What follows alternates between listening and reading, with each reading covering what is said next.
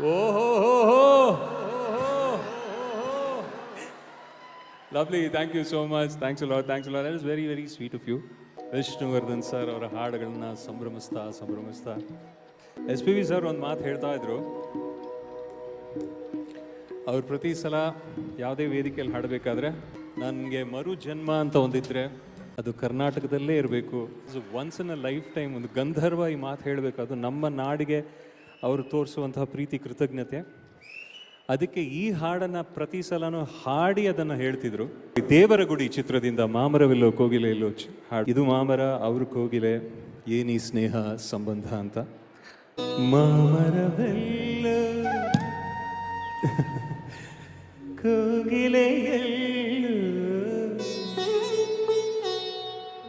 ಏನೀ ಸ್ನೇಹ ಸಂಬಂಧ, ಎಲ್ಲಿಯದು ಈ ಅನುಬಂಧ.